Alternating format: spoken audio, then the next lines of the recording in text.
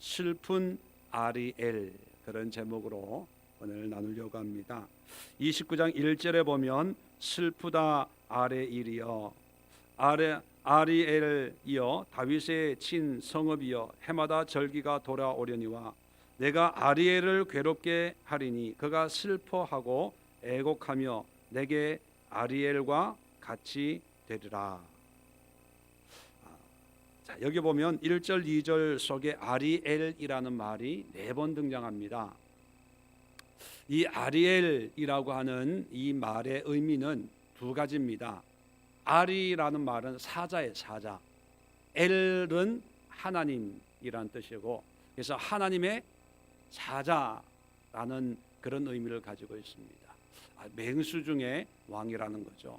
이 아리엘이라고 하는 것은 이스라엘을 상징합니다. 이스라엘의 별명입니다. 하나님이 많은 민족 가운데 이스라엘 민족을 택하셔서 하나님의 백성, 하나님의 민족으로 삼았을 때 이스라엘을 향해서 아리엘, 하나님의 사자다, 특별한 은혜를 받았다는 거죠. 또 2번째 의미는 아리라고 하는 이 말은 제단, 화로, 불로 이렇게 태우는 그 화로 있죠. 그 의미를 가지고 있습니다. 그래서 아리엘 하면 하나님의 화로 또는 번제단, 화로처럼 태워 올리는. 그래서 에스겔서 43장 15절 16절에 보면 이제 환상 가운데 하나님의 성전을 보고 그 규모를 기록해 놨는데 이런 말씀이 있습니다. 그 번제단 위층의 높이는 4척이며 그 번제하는 바닥에서 솟은 뿔이 4시며 그 번제하는 바닥의 길이는 12척이요. 자, 여기 번제단, 번제하는 곳, 이런 말이 나오는데 이 원어가 아리엘이에요. 자, 그러면 이 아리엘을 하나님의 사자로 번역을 하면 하나님의 특별한 은혜와 축복을 받은 택한 어떤 백성의 의미를 가지고 있고, 또 아리엘을 하나님의 화로 또는 번제단으로 번역을 하면 뭔가 태워 없애는 그런 의미를 가지고 있어서 어떤 심판, 진노, 하나님의 화를 의미합니다. 자, 이 2가지 의미를 생각하면서 1절 2절을 다시 읽으면 슬프다 아리엘이여, 다윗의 진친 성읍이여. 자, 다윗의 진친 성읍이라니까 예루살렘이죠. 이 예루살렘을 향해서 아리엘이여 그렇게 2번을 연거푸 부릅니다. 또 2절에 내가 아리엘을 괴롭게 하리니, 아리엘을 괴롭게 한다. 뭡니까? 이스라엘, 예루살렘을 괴롭게 한다, 그런 의미입니다. 그렇게 보면 앞에 3가지의 아리엘은 이스라엘을, 예루살렘을 지칭하고 있는 이스라엘 또는 예루살렘을 이제 부르고 있는 거죠. 슬프다 예루살렘이요, 슬프다 예루살렘이요, 뭐 그런 의미입니다. 2절에도 내가 예루살렘을 괴롭게 하리니, 이런 의미로 해석을 할 수가 있습니다. 자, 그런데 2절 끝에 그가 슬퍼하고 애곡하며 내게 아리엘과 같이 되리라. 자, 이 아리엘과 같이 된다는 것은 예루살렘처럼 된다는 걸까요? 하나님의 진노의 화로, 제단처럼 된다는 걸까요? 네, 후자죠. 왜? 하나님의 진노하니까 심판의 의미가 있습니다. 그러니까 아리엘이라고 하는 것은 같은 단어를 이야기하지만 2가지 의미를 복합적으로 얘기해 주는 거예요. 그래서 의도하는 게 뭡니까? 충격 좀 받아라, 그거예요. 너희가 옛날에 아리엘이었는데 이제는 망하는 아리엘이다, 이런 의미죠. 그냥 너희는 하나님의 진노를 받았다, 이렇게 하면 하나님이 우리를 원래 미워했나? 원래 하나님이 심판하기로 작정했나? 뭐 이렇게 생각할 수 있는데, 그런데 아리엘이라고 하는 것은 뭐예요? 하나님이 처음부터 심판할 계획이 없었던 하나님의 사자로 택함 받은 민족이라는 거예요. 하나님이 정말 귀하고 거룩하게 구별해 놓은 그런 예루살렘이었다는 것입니다. 그런 예루살렘을 진노의 화로 불태워버리는 뜨거운 풀무불 같은 그런 불의 재앙을 받게 된다, 이렇게 말하면서 하나님의 백성이었던 너희들이 어찌 이렇게 되었냐, 이렇게 아주 의미를 부여하면서 말씀을 전하고 있다는 것입니다. 자, 그렇다면 슬픈 아리엘이라고 하는 것은 그 시작은 참 좋았어요. 하나님의 은혜와 축복입니다. 근데 그 끝은 하나님의 심판을 받게 되었다는 것입니다. 그것이 어디냐? 예루살렘, 유다 사람들에 대한 말씀이죠. 이 말씀은 비단 지금으로부터 2700년, 800년 전에 유다에 그리고 예루살렘에 임했던 하나님의 말씀만이 아니라 오늘날에도 하나님의 아리엘이 있죠. 하나님의 택한 백성들, 수많은 사람들 가운데 믿음으로 거룩하게 구별해 놓은 오늘날의 하나님의 백성, 하나님의 자녀들, 이들이 다 아리엘입니다. 하나님의 사자, 성령의 기름 부으심을 통해서 능력과 권세와 또 복음의 능력을 가지고 수많은 영혼들을 구원시킬 수 있는 능력의 도구로 삼으신 하나님의 백성들이 바로 저와 여러분들 아니겠습니까? 이런 특별한 은혜를 누린 아리엘들이 끝까지 그런 은혜를 누리면서 살면 얼마나 좋겠습니까? 그런데 하나님의 심판을 받게 된다는 것입니다. 왜 그럴까? 이유가 오늘 9절로부터 16절에 기록이 되어 있습니다. 네 가지 이유 때문에 슬픈 아리엘이 되고 말았습니다. 자, 그 첫 번째 이유가 9절에 너희는 놀라고 놀라라. 너희는 맹인이 되고 맹인이 되라. 그들이 취함이 포도주로 말미암음이 아니며 그들의 비틀거림이 독주로 말미암음이 아니니라. 자, 놀라라는 거예요. 왜 놀랍니까? 우리는 아리엘이라고 생각을 했는데 하나님이 심판하겠다, 그러니까 놀라라는 거예요. 너희는 맹인이 되고 맹인이 되라. 이 맹인이 된다는 것은 하나의 상징적인 의미죠.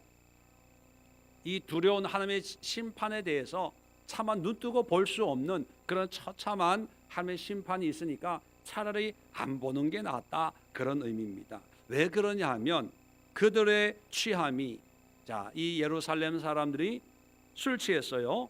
그런데 포도주로 말미암음이 아니랍니다. 또 그들이 술 취해서 비틀비틀 거려요. 그런데 독주로 말미암음이 아니라는 거예요. 자, 취했습니다. 비틀거려요. 근데 술 때문에 취하고 비틀거림이 아니라는 거예요. 그러면 뭡니까? 영적인 타락이라는 거예요. 영적인. 술 취했다, 비틀거린다, 이것은 뭐냐 하면 하나님이 주시는 그런 은혜의 삶을 살아가야 되는데 술 취했다는 것은 세상의 즐거움, 세상의 쾌락에 빠져 있다는 거죠. 비틀거린다는 것은 뭡니까? 자기의 삶을 똑바로 좌로나 우로는 치우치지 않고 걸어가야 되는데 이 세상과 하나님의 말씀과 사이에서 비틀비틀 한다는 것은 왔다 갔다 한다는 거죠. 그 얘기는 뭡니까? 세상의 쾌락과 오락과 세상적인 삶의 미혹을 받아서 한 번은 이쪽으로 갔다가 또 한 번은 이쪽으로 왔다가 믿는 것도 아니고 안 믿는 것도 아니고 하는 것도 아니고 안 하는 것도 아니고 아예 세상으로 가는 것도 아니고 또 하나님께로 가는 것도 아니고 왔다 갔다, 그걸 비틀거림, 이렇게 표현하고 있습니다. 그렇다면 9절에서 말씀하고 있는 게 뭐냐면 영적인 타락으로 말미암아 하나님의 말씀으로 살지 못하고 세상 가운데서 살아가는, 세상에 취해 있는 사람들이 있는 반면에 또 세상을 왔다 갔다 하는 그런 하나님의 백성들이 있을 때 하나님은 슬프다 아리엘이여, 이렇게 얘기한다는 것입니다. 오늘날도 신앙생활 하면서 교회는 나오지만 하나님에 대한 믿음이 없어요. 기도한다고 되냐? 말씀대로 산다고 되냐? 그냥 세상 살다 보면 때가 되면 알아서 하시겠지. 여러분, 때가 되면 하나님이 알아서 하시겠지는 하나님을 믿는 믿음으로 얘기하는 게 아니라 믿음이 없으니까 그냥 둘러대는 거예요. 뭐 교회 가자고 그러냐? 뭐 예수 믿으라 그러냐? 뭐 말씀으로 살아야 된다고 그러냐? 그냥 종교생활 하나는 하는 것이 유익하니까. 불교도 그렇고 뭐 천주교도 그렇고 뭐 교회나 하나 믿어볼까, 이런 사람들 얼마나 많습니까? 그런 생각을 가지고 신앙생활 하다 보면 일주일 대부분은 세상에서, 그런데 주일은 또 교회 와요.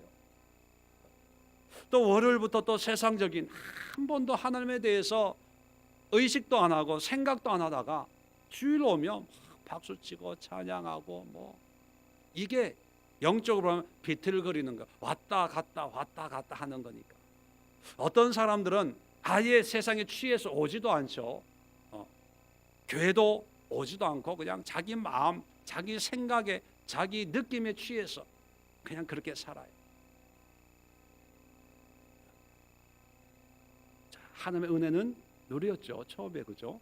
하나님의 은혜로 예수님을 믿는다고 고백도 하고 세례도 받고 뭐 봉사도 하고 직분도 가지고 있지만, 그러나 술 취하고 비틀거림으로 살 때 하나님이 슬프다 아리엘이여 그렇게 탄식하고 결국은 하나님이 심판하신다는 것입니다.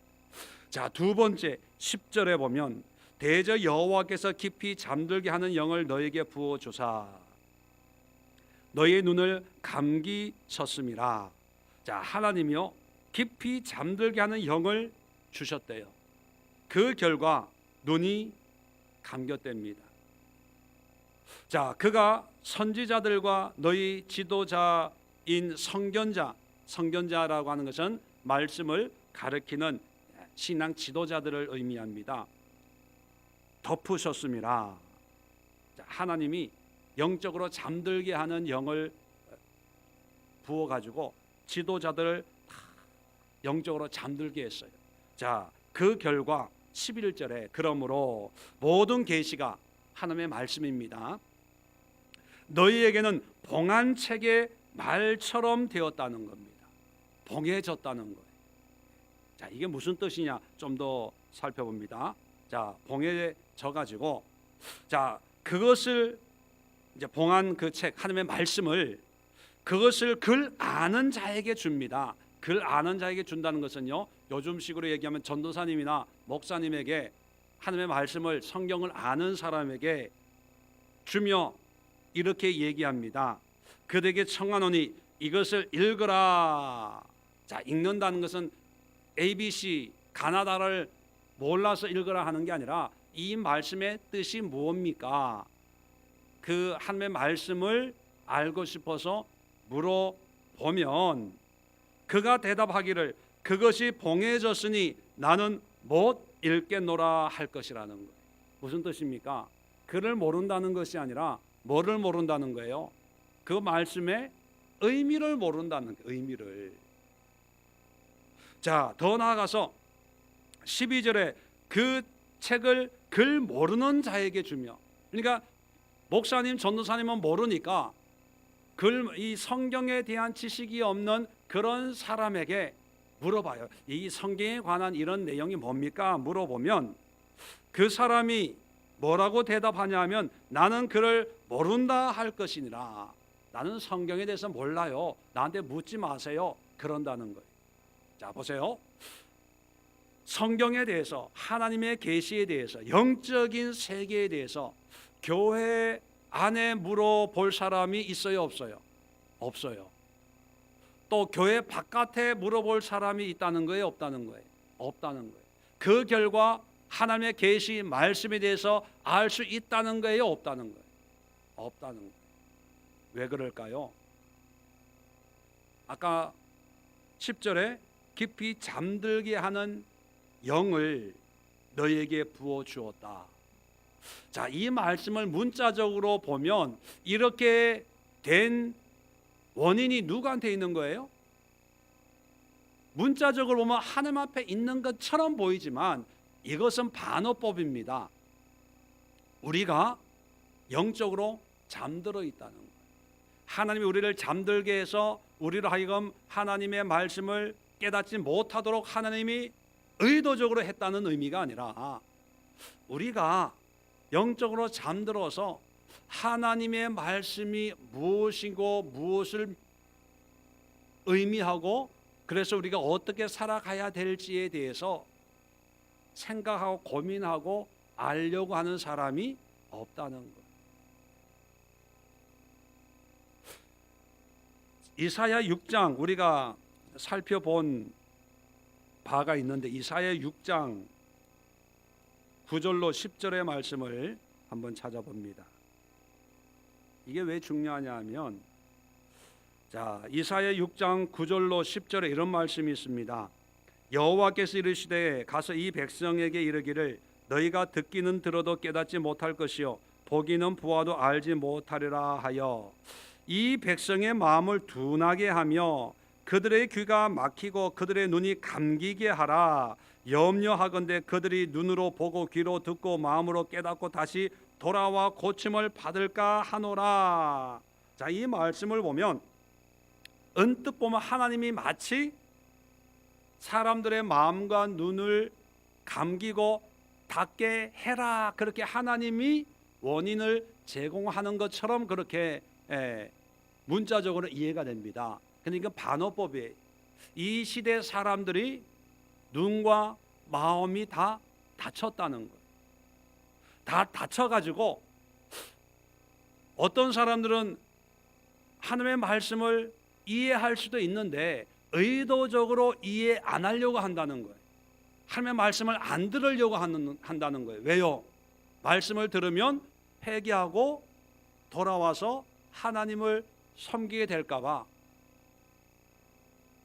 우리 식으로 얘기하면 은혜 받을까 봐 무서워서 가까이 안 오고 저 멀리서 좀 은혜 되고 정말 귀한 말씀이면 그냥 눈을 감고 마음 문을 닫고 강팍하다는 거예요. 강팍하다는 거예요. 자, 그러다 보니까 하나님의 말씀을 말씀대로 이해하고 또 하나님의 말씀에 대한 사모함이 없어져서 자기의 뜻대로 생각대로 그렇게 살아가는 그런 신앙의 모습이라는 거예요. 자, 처음 아리엘 하나님의 사자일 때는 하나님의 은혜를 사모했어요. 그런데 이제 좀 신앙생활 하다 보니까 머리가 커지고 자기 생각이 있다 보니까 자기에게 필요한 것은 듣고 부담되는 것은 안 듣는 거예요. 그리고 어떤 것은 자기가 원하는 방향하고 하나님이 말씀으로 우리에게 주시는 방향하고 다를 때는 그냥 하나님의 말씀을 그냥 덮어놓는 거예요. 왜? 그 말씀을 들으면 내가 좀 찔리니까 마음이 불편해지니까 아예 어차피 내 생각으로 살 텐데 그냥 은혜 안 받으려고 그런다는 거예요. 자, 이 문제가 자 이사야 시대에 예루살렘에 있었다는 겁니다. 근데 이것이 그 당시의 문제였을까? 자, 마태복음 13장 13절을 한번 열어봅니다. 예수님 당시 예수님은 뭐라고 말씀하시고 계시냐? 그 시대에 마태복음 13장 13절입니다. 자, 이렇게 되어 있습니다. 그러므로 내가 그들에게 비유로 말하는 것은 그들이 보아도 보지 못하며 들어도 듣지 못하며 깨닫지도 못함이니라 하면서 14절 15절 이사야 6장 9절로 10절을 그대로 인용하고 있어요. 그 이유는 뭡니까? 예수님 당시에 이스라엘 사람들에게도 똑같이 말씀에 대한 강팍함, 무지함이 있었다는 거예요. 이사야는 예수님 오시기 전에 약 800년 전에 활동했던 사람이거든요. 근데 800년이 지난 뒤에도 달라진 게 있다 없다? 없다는 거예요. 그래서 예수님이 이사야의 말씀을 그대로 전하면서 봐도 모르고 들어도 모르고 알려줘도 알려고 하지 않는다는 거예요. 16절 보십시오. 그러나 너희 눈은 봄으로 너희 귀는 들음으로 복이 있도다. 정말 하나님의 말씀을 듣고 보고 깨닫고 해야 되는데 사람들은 귀찮아서 그 말씀에 대해서 알려고 하지도 않는다는 거예요. 그러니까 하나님의 진리의 말씀을 바르게 분별하는 사람이 없다는 거예요. 모태신앙이래. 그래서 성경책 가지고 이 말씀의 의미는 뭡니까? 물어보면 모른대요. 목사님한테 물어보래요. 교회 집사예요, 안수 집사예요, 장로예요, 권사예요. 자, 그러면 성경 말씀에 대해서, 하나님에 대해서 이건 무슨 어떻게 해석해야 됩니까? 어떤 의미입니까? 물어보면 모른대. 목사님한테 물어보래요. 왜 모릅니까? 모르는 게 정상입니까? 비정상입니까? 근데 우리는 정상처럼 생각해요. 모르는 게 당연하다고 생각합니다. 이런 걸 다 어떻게 알아? 그렇게 당당하게 얘기해요. 어떤 사람들은요, 목사님이 안 가르쳐 줬대. 예, 안 가르쳐 준 것도 있을 수 있을 거예요. 그런데 여러분, 하나님의 택한 백성이 됐으면 가르쳐 주든 안 가르쳐 주든 자기가 알려고 노력해야 되는 거예요. 그건 이유가 될 수가 없어요. 핑계입니다. 내가 하나님의 자녀면 아버지에 대해서 내가 알아가야지. 교회에서 가르쳐 주는 걸로만 가르쳐 준다고 생각하면 그건 오해예요. 하나님의 계시의 말씀을 내가 이해하고 깨닫고, 잘 모르면 목사님에게, 전도사님에게, 어떤 신앙적인 훈련을 받은 그런 사람들에게 물어보고 또 상담도 하고 하면서 이 말씀이 무엇을 의미하는지, 영적인 세계, 하나님의 계시의 이 놀라운 은혜의 세계를 알려고 해야 되는데, 이사야 시대나 예수님 시대나 오늘날에나 공통점은 뭐냐면 알려고 하지 않는 거예요. 그리고 내가 모르면 없다고 얘기하는 거예요. 내가 이해가 안 되면 잘못됐다고 얘기하는 거예요. 자, 또 한 군데 찾아봅니다. 사도행전 28장입니다. 사도행전은 예수님이 돌아가시고 난 뒤에 한 3, 40년 뒤에 기록이 되어 있습니다. 기록이 된 그런 말씀이죠. 사도행전 28장, 그리고 28장은 로마에, 예루살렘이 아니라 로마에 있었던 일입니다. 24절 27절, 24절로 27절 보면 바울이 로마의 죄인으로 압송이 되어서 로마에서 전도를 하는 거예요. 자, 그 때에 24절에 그 말을 믿는 사람도 있고 믿지 아니하는 사람도 있어. 자, 서로 이제 헤어집니다. 이럴 때 바울이 한 말로 이르되 성령이 선지자 이사야를 통하여 너희 조상들에게 하신 말씀이 옳도다. 자, 이사야 6장을 얘기합니다. 그러면서 26절 27절의 말씀이 우리가 읽었던 이사야 6장의 말씀을 그대로는 아니지만 인용을 해서 설명을 하고 있습니다. 이 얘기는 뭡니까? 로마에도 이와 같은 일들이 일어나고 있다는 것, 알려고 하지 않는다는 것, 사모함이 없다는 것, 듣고 깨달으려고 하지 않는다는 것.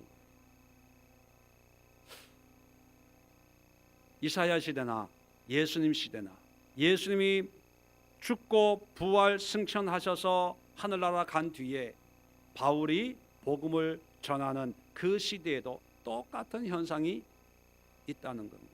자, 마지막으로 요한복음 12장입니다. 요한복음 12장은 신약 성경에서 제일 나중에 기록된 책입니다. 그러니까 예수님이 돌아가시고 한 100년, 70년 내서 100년 사이에 기록이 된 그런 말씀이죠. 자, 12장 39절입니다.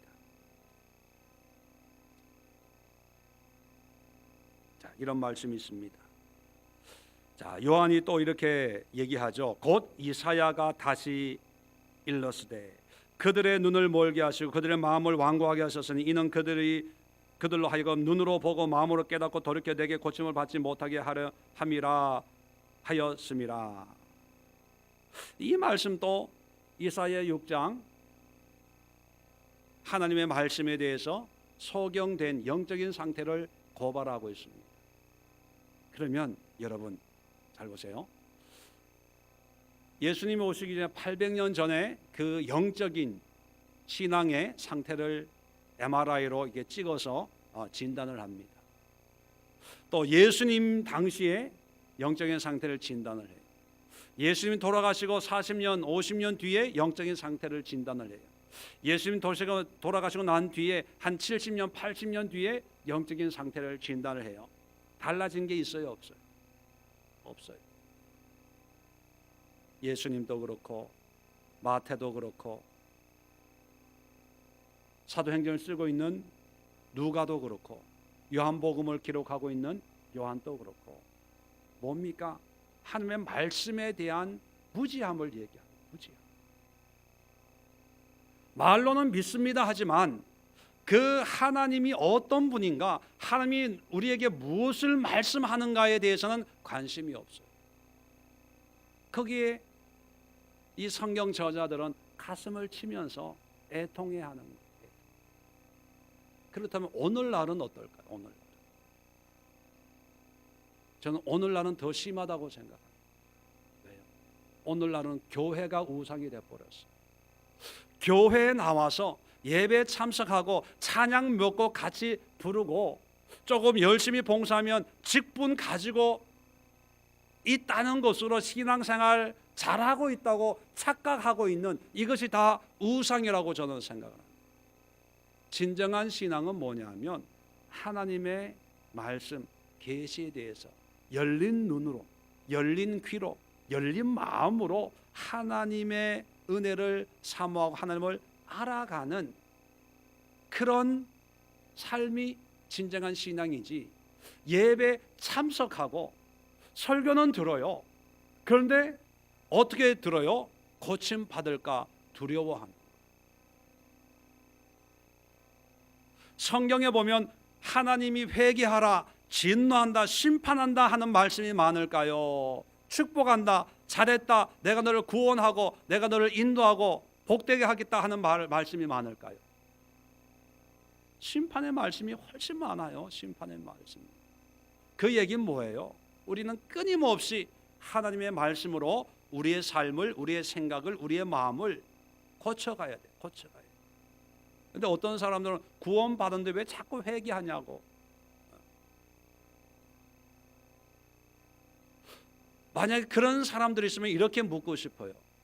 하나님의 말씀에 대해서 얼마나 압니까? 얼마나 알려고 애를 씁니까? 하나님의 말씀, 그들이 가졌다고 하는 그 구원은 신학적인 거거든요. 교리적인 거거든요. 그것은 사람이 만들어 놓은 거예요. 그런데 이 성경은 사람이 만든 게 아니고 하나님이 만들어 놓은 거예요. 그러면 신학으로 구원받는 거 절대로 아닙니다. 뭘로 구원받아요?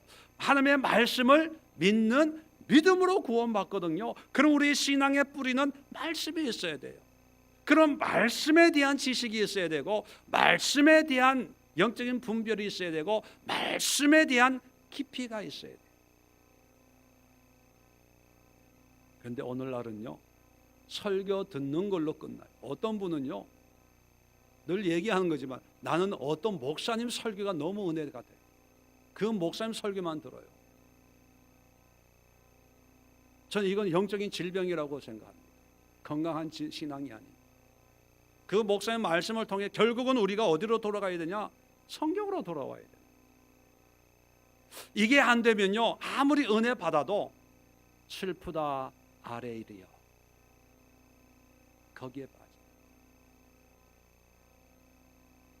저도 오늘 하루 종일 교회에 있으면서 기도하면서 마음이 참 무거웠는데, 무거운 이유가 뭐냐면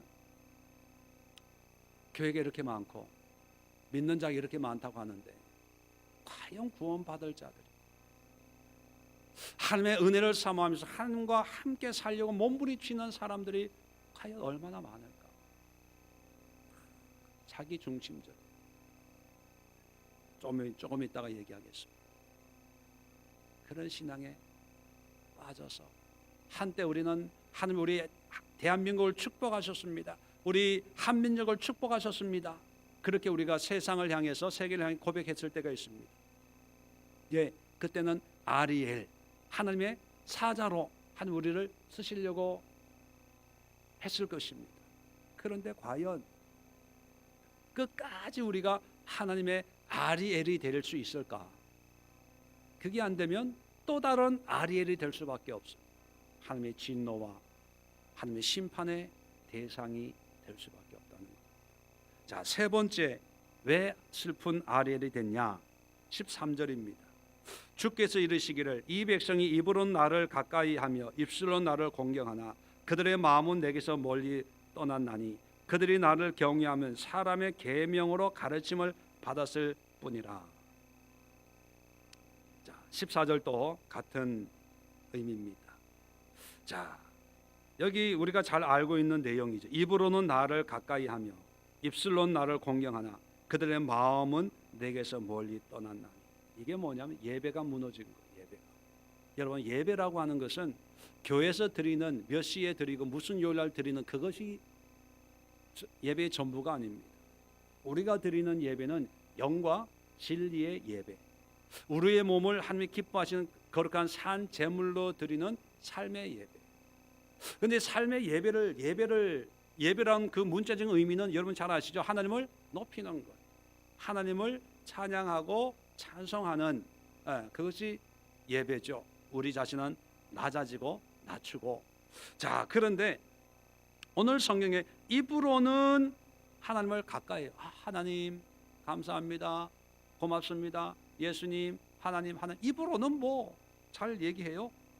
또 입술로는 하나님을 공경합니다. 찬양을 받아서 찬양, 또 뭐 입술로는 뭐 천부의 의지없어 손들고 옵니다부터 시작해서 뭐 마라나타 다시 오십시오. 입술로는 뭐 찬양으로는 뭐 손들고 뭐 춤을 추면서 뭐 해요. 그런데 그들의 마음은 내게서 멀리 떠났어. 마음은 콩밭에 있다는. 아이고 힘들어. 찬양이 왜 이렇게 기냐? 왜 4절까지 있어? 피곤해 죽겠는데 왜 내가 찬양하고 있어야지? 빨리 집에 가서 자야 되는데. 마음으로는 예배 장소에 있지만 마음은 예배에 상관이 없다는 거예요. 자, 그러면서 그들이 나를 경외하면, 자, 하나님을 경외한다고 하는 것은 사람의 계명으로 가르침을 받았을 뿐이다. 자, 하나님을 하나님을 예배합니다라고 하는 그 예배는 하나님의 은혜로 말미암는 것이 아니고 뭐 때문에 예배를 드린다고요?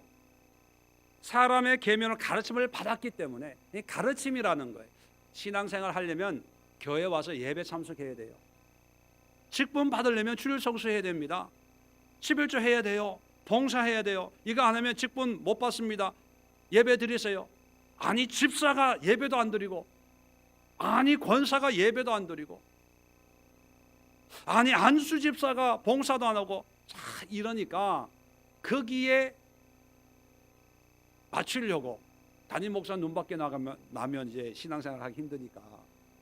그러니까 우리 목사님이 이렇게 하라고 했으니까, 또 누가 하라고 했으니까, 또 이렇게 하는 것이 이게 뭐 받는 거니까 교리적으로 뭐 어쩌고 하면서 다 신앙생활의 그 기준이 뭐냐면 교육, 가르침이라는, 사람이 한 가르침, 교단에서 가르친 것, 교회에서 가르친 것, 그것으로 신앙생활은 열심히 한다고 하지만 정작 중요한 그 속에, 그 마음과 생각 속에 하나님이 있어요, 없어요? 없어요. 하나님 대신에 누가 있습니까? 사람이, 담임 목사가 있는 거예요. 그럴 때 하나님하고는 상관이 없어요. 물론 변명은 할 수 있습니다. 사람을 통해서 하나님이 우리를 가르치고 인도하니까 맞아요. 하나님은 사람을 통해서 역사하시죠.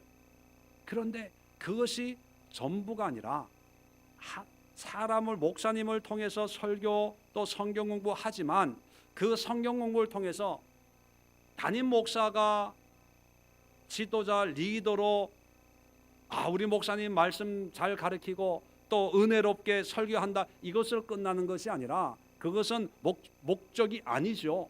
목적은 뭡니까? 그 속에, 마음 속에 누가 들어가는 거예요? 하나님이 들어가게 하는 거예요. 그 마음 속에 내 마음에 예수님이 들어오면 어떻게 되는 거예요? 예수님과 함께 사는 것, 이게 돼야 되는 거지. 이걸 목표요, 이것이 목적으로 사람이 가르치는 거지, 가르치는 것이 목적이고 그 가르침에 순종해서 따라오도록 하는 게 목적이 아니라는 거예요. 모든 교회 교육의 목적은 담임 목사님의 순종하고 그 교회 충성된 일꾼을 양성하는 것이 아니고 각자의 마음과 삶 속에 예수 그리스도가 들어가서 그 예수님의 말씀에 순종하며 사는 사람으로 성장시키는 것이 모든 교회 사역의 최종 근극적인 목적입니다. 그 예수님이 너는 이 교회에 있지 말고 다른 교회에 가라, 그러면 가는 거예요. 너는 여기 머물지 말고 선교를 가라, 가는 거예요. 너는 여기 머물지 말고 사업을 해서 사업의 은사를 가지고 하면 일을 해라, 그러면 당장 내일부터 사업 시작하는 거예요. 그것이 목적입니다. 그런데 사람들은 사람의 가르침, 이 목사님은 이렇게 얘기하고 저 목사님은 저렇게 얘기하고, 사람의 가르침 중에 또 하나 중요한 게 있는데 책입니다. 책, 신앙 도서. 여러분, 그 신앙 도서는 우리 신앙의 길잡이지 그것이 근극적인 목표가 되는 것은 아닙니다. 어떤 사람들은요, 성경은 안 읽고 그것만 읽어요. 그래서 이 목사님이 쓴 책, 저 목사님이 쓴 책, 이 사람이 쓴 책, 저 사람이 쓴 책 하고, 이 사람이 이렇게 얘기하고 저 사람은 저렇게 얘기해요. 맞아요. 그런데 그걸 통해서 우리는 우리의 마음에 예수님을 모시고 그 예수님의 뜻을 깨닫고 그 예수님의 말씀에 순종해서 우리가 그 책을 쓴 사람들처럼 우리 인생의 책을 우리가 써 나가는 거예요. 그것이 하나님의 뜻입니다. 그런데 오늘날은 다 사람의 가르침을 배웠기 때문에 아는 건 있어요, 없어요? 있죠. 있으니까 입술로는 얘기하라면 늘 하나님이 어떻고 뭐 어떻고. 그런데 마음에 하나님이 없으니까 삶이 돼요, 안 돼요? 안 돼요. 그러니까 슬픈 뭐가 돼요? 아리엘이 돼요. 마지막으로 15절 보면 자기 계획을 여호와께 깊이 숨기려 하는 자들은 화 있을 진저 그들의 일은 어두운 데서 행함이 이르기를 누가 우리를 보랴 누가 우리를 알랴 하니 너의 패역함이 심하도다. 그러면서 토기장이 비유를 합니다. 재미있게 비유하는데요, 토기장이를 어찌 진흙같이 여기겠느냐. 이게 무슨 뜻일까요? 토기장이를 진흙같이 여긴다, 만만하게 본다는, 종이 호랑이처럼 하찮게. 그럴 수밖에 없죠. 내 마음에 예수님이 없으니까 아는 건 많지만 삶에 그런 하나님을 경험할 수 없고, 또 마음이 닫히고 눈이 닫히고 영적인 귀가 닫혀 있기 때문에 하나님의 그 능력을 경험을 못했으니까 결국 보이는 것은 자기 자신밖에 없으니까 자기의 계획을 행하면서 그런다는 거죠. 누가 우리를 보랴 누가 우리를 알랴. 이렇게 거짓말하고 자기 교만하게 또 영적으로 게으르고 나태하게 살면서 누가 알아? 누가 보겠어? 그런다는 거. 하나님을 만홀히 여긴다는 그 결과 삶이 타락하는 거예요. 삶 속에 하나님을 두려워하지 않아요. 하나님을 경외하지 않아요. 저도 참 마음이 아픈 게 시대가 가면 갈수록 점점 하나님에 대한 경외함, 두려워함이 없어요. 하나님을 너무 만만하게 여겨요. 예배 드릴 때도 그렇고 신앙생활 할 때도 그렇고요. 옛날에는 저는 어렸을 때 신앙생활을 안 해가지고 잘 모르는데 옛날에는 너무 하나님을 두려운 존재로 여겨서 예배 때 다리 꼬고 있으면 난리가 나고 뭐 그랬다고 얘기를 들었습니다. 근데 요즘에는요, 핸드폰 하는 거는 뭐 이건 아예 카톡 문자까지 보내. 예배 때 또 출근해 가지고 전화 통화까지 해요. 예배 때 그러는데, 교회에서 그러는데 삶 속에 가면 안 봐도 비디오지 뭐. 누가 알랴? 누가 우리를 보랴? 그런다는 거. 그러면서 토기장이신 창조주신 하나님을 진흙처럼, 티끌처럼 아무것도 아닌 것처럼 그렇게 여긴다. 저는 이 시대가 정말 걱정이 돼요. 앞으로 시대가.